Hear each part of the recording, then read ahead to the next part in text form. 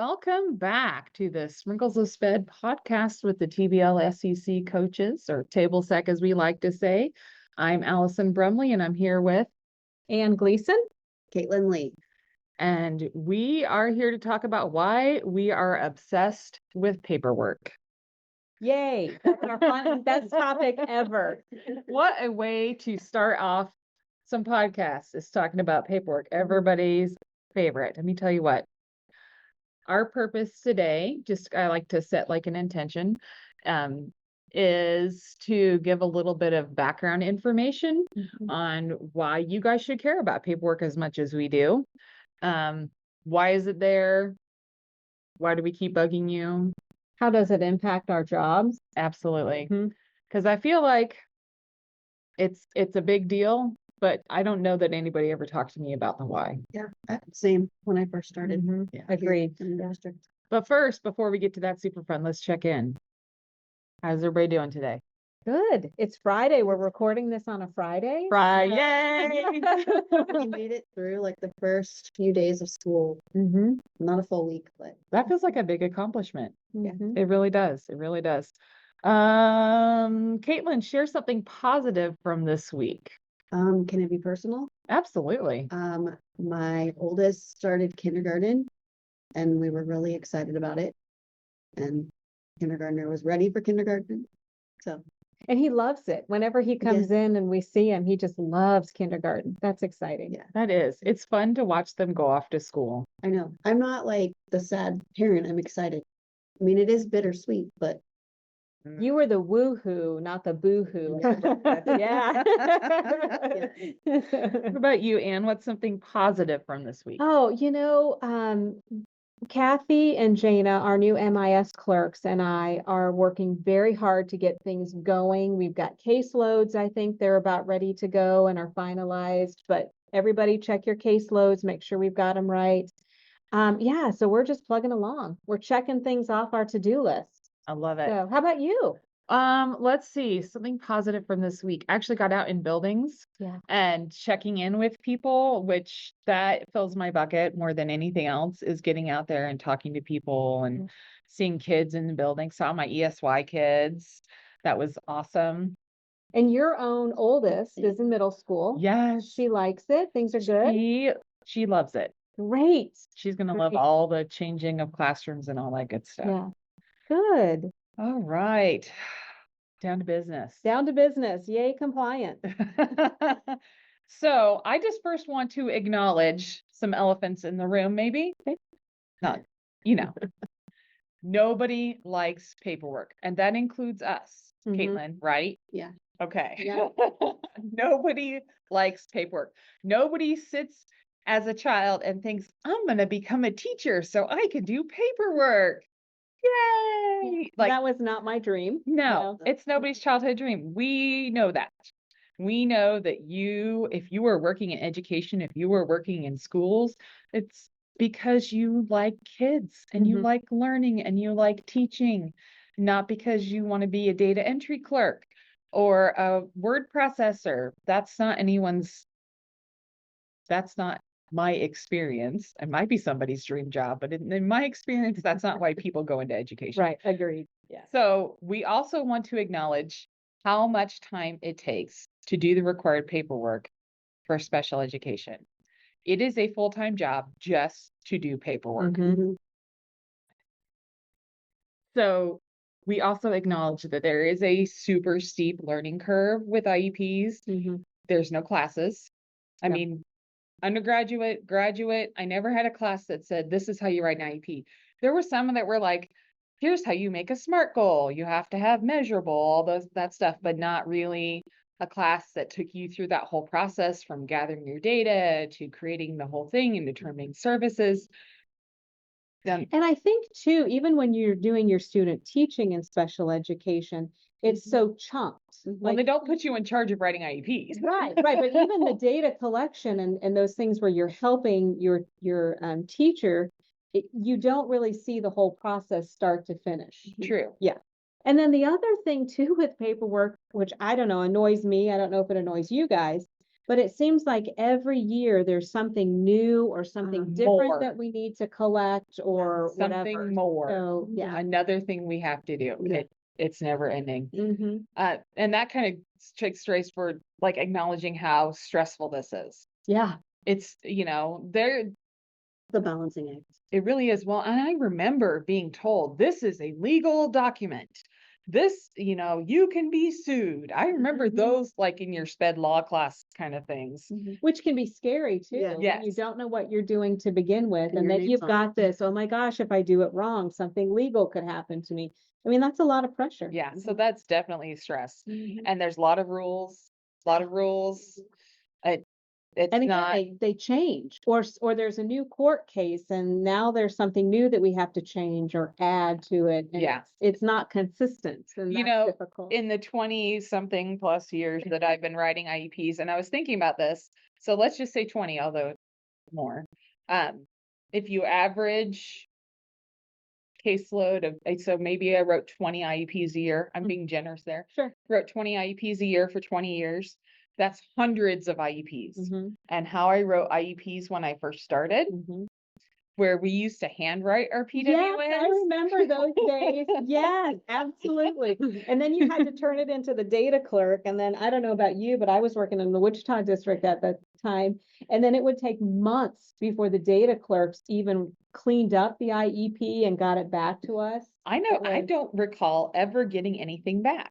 Oh, I started in Paola, and I've been in KCK, and I've been in Turner, and I've been here, and every single one of those places has done it differently. mhm. But we used to handwrite everything. We do our notes on carbonless copy Yes, paper yes. with the pink and the yellow forms, and we would handwrite the notes, and then everybody would sign them, and we would tear them apart, and the yellow copy went with parents, and the pink copy stayed in my file, and the white one got turned in with my paperwork. So even in the years that I've been in special education, how we write IEPs has changed. Yeah. We didn't used to put state standards with goals. No, We didn't worry. I mean, there were so many things that have changed. I mean, our prior written notices are so different than when we first started. I mean, Yeah. I don't even actually recall filling out the prior written notice to the intensity that we do now. Oh no, we were handwriting it. We used minimal words. We did, yeah. Oh, those were the days. I think there's also this idea that there's this standard and there's this right way to write an IEP. Mhm. And like, this is the format you're supposed to use. But then you hear this wording, you have to do it right. It has to have these like 1, 2, 3, these things in there. But then you're also told, don't copy and paste. Yeah. Mhm. And that is so hard Mhm. because either you want me to do it right. Mhm. Yep. And if I know this way is right, I want all of them to be right, Yeah. but I'm not supposed to copy and paste. And that feels frustrating. And I don't think we yet have a good answer, like how to deal with that. No, I You think know? it's just one of those things where it's super frustrating Yeah. and we just have to keep trying. Yeah. So I just wanted to start by acknowledging that we feel the stress and frustration that paperwork Mhm. brings to you, and that there's just it is I don't want to say necessary evil because it's not evil. But it is a necessary part of our job Mhm. that can cause a lot of frustration and Mhm. stress. So And I think it's interesting too, when I went from being a case manager in the classroom to a coach, in my silly mind as a first year coach, I was like, oh, I don't have to worry about compliance anymore. We're all laughing because it's coaches. I think that now IEP compliance is more stressful to me as a coach Mhm. than as a case manager. Yeah. So, which has been an interesting shift. It is. So- It is. So, Anne, I want to ask you some questions. Okay. Are let's you go ready? for it. I am ready. So, if I'm a case manager or a provider, I turn in my bundle. Okay. What is a bundle? And what happens to it after I turn it in on the Google form? Yeah, absolutely. So, so many of you know my favorite form that we have in our arsenal of paperwork is the what forms do we need? Oh, let's link that in the show notes so people Absolutely. can go straight to that. So that what forms do I need tells you as a case manager what paperwork needs to go into that bundle that is then uploaded into documents in Brightset. So once that's all done and you have filled out your paperwork submission link, which will also link Yes. in the show notes there too, and you've turned in that paperwork, what happens is I get a notification on a spreadsheet that you're done with your bundle, you've turned it in, and it's ready for us in the office to review. And so what we'll do is we'll pull up your paperwork. We've got some compliance checklists that we use, and we'll go through the checklists, make sure that you've got the right dates, the right service providers. We'll kind of skim and scan your present levels, your goals, make sure everything is kind of on the up and up. And then if there are things that need to be corrected, I'll email you. You'll hear from me or Caitlin or Allison if they're also helping with the compliance. And then, Yay. yeah, I know. I try not to have them do it too much anymore, but then you'll hear from us with an email with those corrections, and then we'll work together with you to get those corrections done. Once that's all done, then I can finalize the paperwork in Brightsped, which is always a great feeling. You'll get an email from, again, one of us saying your paperwork is finalized or almost ready to be finalized, and then you guys send it home as case managers. Can I hit on that? Like, Yeah, sending it home to please. parents? Yeah. I think sometimes as a case manager myself previously, Mm-hmm. that's easy to forget, Yeah. but it's really important Yeah. for parents so they have a copy of the finalized Yeah.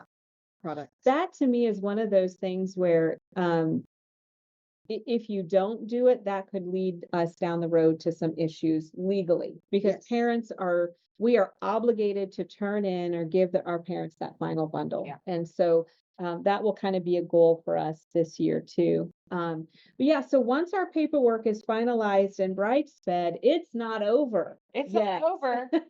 Not even Oh, close. and are you telling me your job doesn't end when the paperwork is done being checked? Not in Brightsped. What happens No. next? Okay. So once we're done finalizing the paper in bundles in Brightsped, then as MIS clerks, we have to go to the state side. Okay, So, what does MIS stand for? management system or management information system. Ugh, that Right. sounds like a job that I don't want. So bless you, Anne. And we have got two great ladies that we've hired, Kathy Bell and Jana Schooley. And when you guys are in the SPED office, you need to come and say hello to them because they are amazing women. They're brilliant, and they're helping me do this MIS job much better. I mean, those of you that know Mary Cam, she was a wealth of knowledge. She was. And so now we're learning what Mary did. So we're a little bit behind, but we're catching up quick. I But- am amazed at how much you guys have been able to do because Mhm. honestly, Mhm. it really is Mhm. a full-time job for 3 people. It is. Yeah. So, Yeah, it is. so glad that you have Jana and Kathy. Yeah. So we're uploading things to the state. We're making sure, accountability schools are accurate, responsible schools are accurate. Things that as a case manager, like Yeah. I'm looking at Caitlin, we never did. No. We, There's so much more behind the scenes than what Mhm. you really actually think is being done. I And really, that has to be done. I really thought as a young case manager, the back when we had to handwrite everything, like my paper went to the SPED office and I had no clue. It could have dropped into a black hole. right. I would not have known. I never heard anything else. We just turned it in and they did some mystery. They could have just kept it in the office. I Mhm. never knew what happened to it afterwards. Yeah. And it wasn't really until I had this job that I knew to the extent of what happens. Mhm. And the importance of the back end of it, because now I'm going to bring in the money aspect of it. As we are, as case managers, making sure our IEPs and paperwork are correct, and then as an MIS clerk, we're uploading it to the state. All of that directly impacts the funding and money that we get as a district. So I just think of it as the more new and updated stuff we want in our classrooms, whether it's curriculum, whether it's manipulatives, whether it's OT, PT equipment, or whatever we need, Or personnel. that all stems from the accuracy of our paperwork and our needs that we demonstrate to the state. And because then on the flip side of that, if we are inaccurate with our paperwork, or if we're missing things, we get dinged by the state And that ding is a loss Dollars. of money. It's Right, dollars. right. That it takes us right into this. I know we've thrown around words like file review. People may have talked about, our compliance checks are based on the file review. And then there's all these indicators. And do you know how many indicators there are? We have got a total of 17 indicators. I was close. that I we said look at. 16. Yeah. 17 indicators. So what exactly are the indicators and what is the file review? So the state comes up with these indicators that we look at, and these 17 indicators are not just for special education, they're for general education as well. So they're across the board. Things like our graduation rates, they look at those. Dropout rates, the state looks at those. Our suspensions and expulsions. Preschool, some of our preschool, like our environment and how we're servicing our preschool kids and our minutes with that. There's an indicator ensuring that we have a certain percentage of parental involvement district-wide. So we do surveys and we do different things to make sure we've got parental involvement. And then we also, one of our indicators is looking at our eligibility for special education and making sure we don't have a disproportionate number of maybe a race or that Minority sort of populations. Exactly. So we're still looking at that. So that's just a brief overview of the 17 that we look at. Wow. So And I think those have to be looked at every year. There's like Mhm. reports that people who get paid more than me have to do. or our MIS clerk, That's God bless true. them, right? Yeah, so we have to self-report on all those things every year. But then the file review is a little different. It is, yeah. So that file review, we actually have our file review every 3 years. So now we are in our second year of kind of the cohort group. So we'll have one more year, and I think it's at the end of next year, maybe next summer. Then we'll start pulling our files again, making sure that we're looking at them. We get audited. Other people from the state look at our records. They kind of do a random sample, and then the file review, we've got questions and information that have been an issue based on our indicators that we need to address as special education. So for example, I'm just going to pull maybe a suspension and expulsion.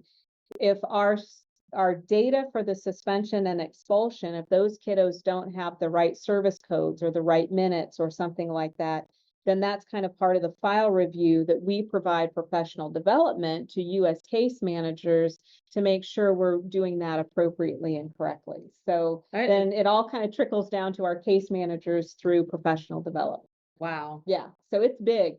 And I had no idea until I kind of took over the MIS part of this after, we had a change in staff. I had no idea the depth of this. And so. But you know what is amazing is that it all gets done. It does. It gets done, and people have pulled together, and we have such an amazing team here and so talented and works together wonderfully. And even as we come to our case managers and our staff in buildings and we're like, hey, this is a new thing based on the file review, we have to change this or whatever. We've got such great staff that they do. I mean, they are doing it. They're doing what we ask. And so we're so appreciative of our staff. Yeah, corrections get done quickly. They do. People are just on top of it, and that is so appreciated. Yeah. So, Anne, are there any important dates related to all this indicators and file review?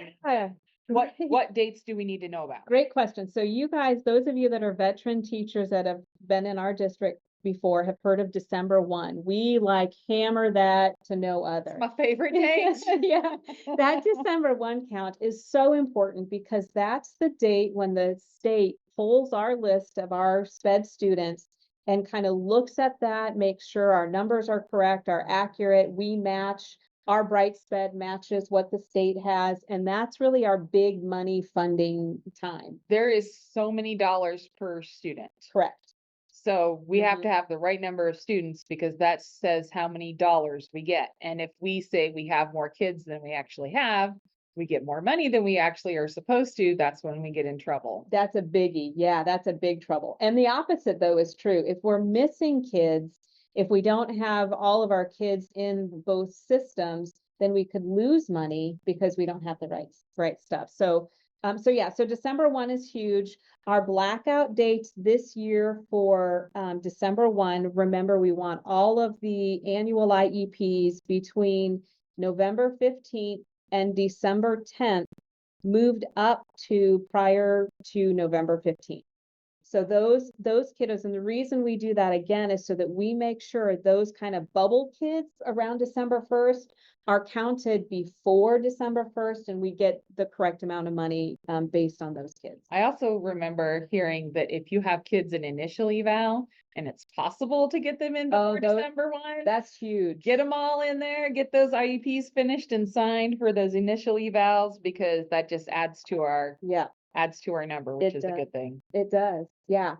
So, and then the other blackout date that we always try to do too for our annual IEPs, we try not to have any done after May 1st.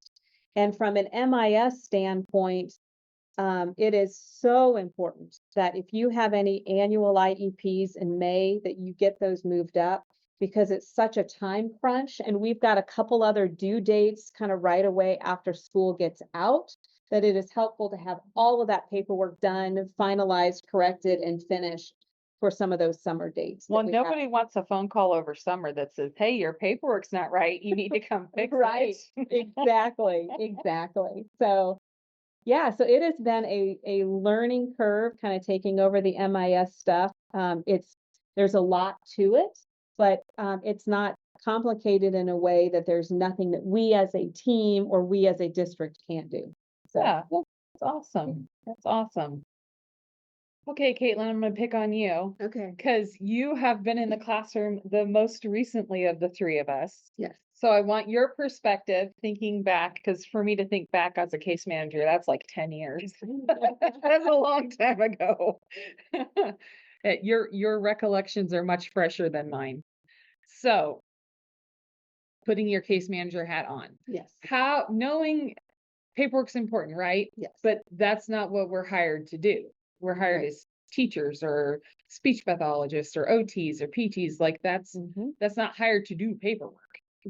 So how do you balance that instruction piece, that's like what we really are doing, with the paperwork piece, which is the stuff we have to do? How do you find that balance? This is a really hard question, because I feel like there's really no right or wrong answer or right or wrong way to do it.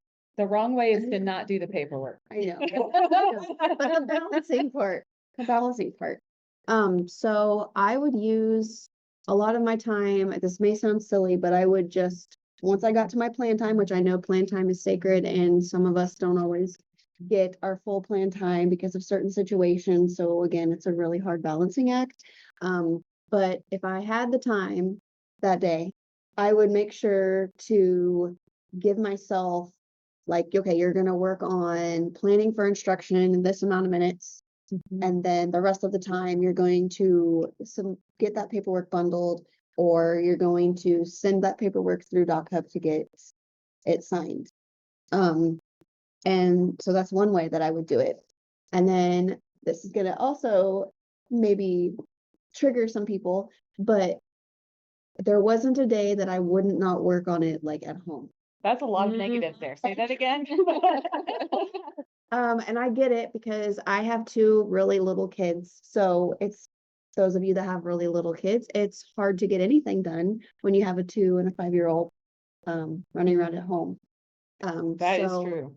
I would either get up earlier before them and work on it, or it would be late at night. But I wouldn't let myself stay up like super late, but it would be like after the kids went to bed. I feel like it's almost impossible, even if you don't have kids, to not work on it at home if you're in a time crunch, like paperwork. Planning, you could get to work early. I would go to work early. Yeah. I found myself, because I never wanted to take anything home. Yeah, me either. Yeah. Once I had kids. Yeah, I don't want to take it home. Well, I just know me. And once I walk in the door of my house, my work brain is off. Yeah. I want to put my feet up. I don't want to think about work. So I would get to work super early, or I would stay late so that it could be done and I could walk away from it. Yeah. Lists. I'm a fan of lists. I usually have like 5 running lists going like on a Post-it note or something like that, just to help me organize. If I had several IEPs that had happened or that I needed to get done, I would make a list, in logical order. Mhm. I don't know that there's really a perfect answer for that. You're a great color coder too. You like all the I color. do. I like color coding. Yeah, I don't know. one of the things that I found, when we went through COVID, we had to do the Doc Hub thing and we Yeah. had to send our paperwork to have it signed. I love it. I hate it. Oh, I do. Huh. No, I prefer to have all of my paperwork done, signed at the meeting, and then I can bundle all of that and I've got it done right after the meeting. So sometimes after meetings, I would take that 5 or 10 minutes that, the paperwork is all signed, I've got it bundled, I'll scan it, and then upload it into Brightsped. And then if I've got any questions on the IEP that I need to fix or whatever, then I try to get all of that done in that 5 or 10 minutes after the meeting. And that I found helpful too. I know not everybody can do that, but if you can, that might be something to think about. Are you still a paper calendar girl? I am. I See, am. and Caitlin, you're a paper calendar Yeah. girl. I gave up my paper calendar years ago because I couldn't keep up between the two. Yeah, no. And I love my Google Calendar and I live by that. So I think maybe that's just the mentality difference that like I like to be paperless. No. So I love Doc Hub. Like Yeah. make it easy. We Yeah. just send it to you. I can send a reminder. I don't even have to call you. Right. No, and that's hilarious because in my mind, I hear you say this and I go, wow, that would be so much easier. But then I would also in my calendar, and I think Caitlin, maybe you did this too, where in my paper calendar, I would put, okay, the IEP due date for Allison's IEP is October 31st. And then 10 days before that, I'd be like, all right, this meeting has to be scheduled. And then 10 days before that, I'd Yes. notice the meeting. Can you imagine my electronic calendar if I did all of that? Oh, and It gives you anxiety. I can see it on your face. it's a lot. That's a lot. It also helps too, like when I'm writing that, then like it sticks in my brain. Yeah, Like sure. the memory is. Yep. Like how, yeah, learning style. Yeah. Yeah. That's okay. That's Yeah. okay. Let's talk about corrections. Okay.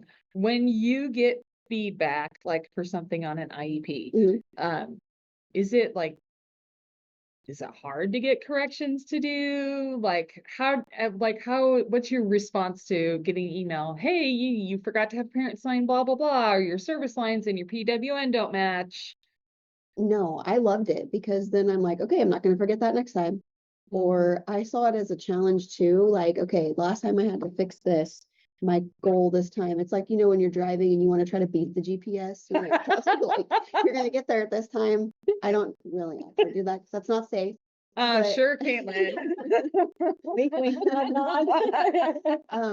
But it just helped me improve, or it helps me really look through my stuff before I submitted it or uploaded it to Brightsped. I always kind of liked, I never felt like I got a ton of feedback, but I always liked when I had another like case manager or somebody who I can be like, hey, will you read this and see if it makes sense? Because sometimes when you've stared at something and for enough time, like you can't even read the words anymore because you've looked at it so much. So I always like to have a second set of eyes on something. Yeah, me too. So what about if you've got one of those kiddos who has like every related service provider out there?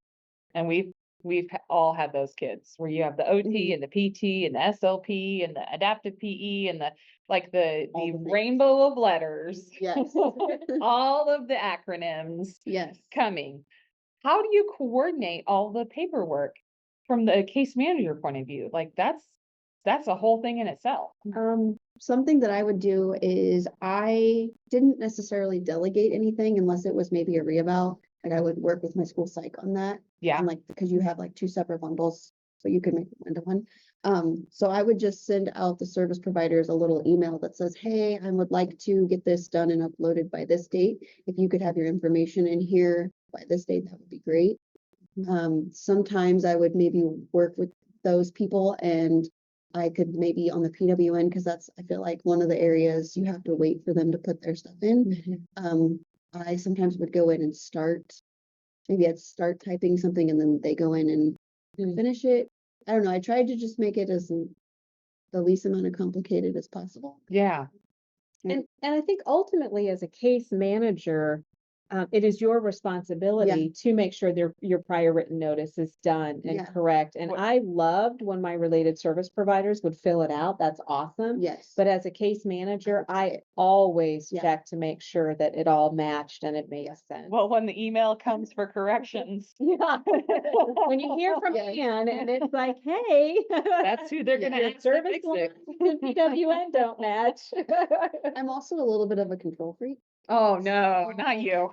That's why I didn't really delegate a lot because it's like you said, I like to look it over. They can put their information in, but I like to be the one that I don't know that I'd call it a control freak I don't- because I'm going to go back to what I just said too with the case manager. As a case manager, excuse me, it is your responsibility to kind of make sure that that's all done and correct. So That's where the buck stops. yeah, Yeah. it certainly does. That makes sense.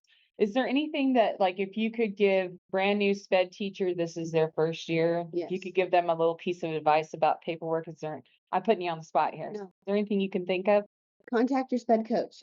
Oh, I should have. You get your $5 later. Paid advertisements. No, like that's what I'm here for. I oftentimes feel like the sped coaches, like we're kind of seen as like, I don't know, authoritative or something or intimidating. Yeah, we are And- not administrators. Yeah. And or like, because that's what I'm here for. I'm here to help. That's why I have this position, is to be helpful, and that's what I like to do. And I would say too, I don't know, Caitlin, it with, helps me build a relationship too. well, that, and yeah. get to know people. But it's better, would you agree that it's better to be proactive Yeah. as a new teacher into sped and ask for help Mhm. first? And don't be afraid to ask for help Yeah. because then, So even if you've been doing this for longer than me, because I'm the spring chicken here, like. Or if we you have all- a question, like send me a question. If I don't know the answer, then I'll ask you guys, or Yeah. I'll ask whoever I need to ask. We all need a springboard for ideas, even because there will always be that kid that you're like, oh, I've tried everything. Yeah. And you just need to talk it out loud. I am a verbal processor. If I'm trying to figure something out, I'm going to talk it out. Mhm, Yeah. You know, lots of people are like that. mhm, mhm. Yep. So, do we feel sufficiently obsessed with paperwork? Let it go. I wish we could just let it go. I do too. I think though that as we do it, and the more familiar we are with it, the easier Yes. it gets. So there's hope for those, especially our brand new teachers, that while it is kind of scary to begin with, dive in with both feet, ask for help, and it does get better and easier, I promise. Dive in with your feet. Dive in both feet first. Yes. Yep. I love I it. know any true diver would say, no, don't do that, but. I love it. All right. You guys are amazing. Mhm. And our helpful hint today. What's Okay. our helpful hint? Yeah, so it's that time of year where we've got some amendments coming in, especially as you're looking at your new caseloads, there may be things that you want to change. If you want to make an amendment, please email myself, acgleason@usd458.org. You can email Kathy Bell or Jana Schooley. So it would be K Bell, J Schooley, again at usd458.org. And then we'll unlock it for you. And then if you have any questions about paperwork that needs to be done, check your what forms do you need and ask for help. Absolutely. Mhm. Thank you. That is great hint, especially at the beginning of the school year. So let's wrap it up. How do I submit ideas for this podcast? We have a QR code, which is going to be posted in all the different ways we communicate with you guys. And we will attach the link to the Google form in the show notes here. The Google form just allows you to send us some feedback, questions, comments, concerns, criticisms, which we will probably not respond to. Constructive feedback is fine. But we would love to hear your ideas for a podcast, or if you'd like to be a guest. Please send that to us in the Google form. It is anonymous. Unless you want to be a guest, then you probably should tell us who you are. But we would love to have you guys join us in our efforts to collaborate more efficiently, share our knowledge, and have a little bit of fun. Yeah, absolutely. All Should we right. list our sponsors next? Sponsored by. Nope, sorry, no sponsors. But we will see you guys later. Bye. Bye.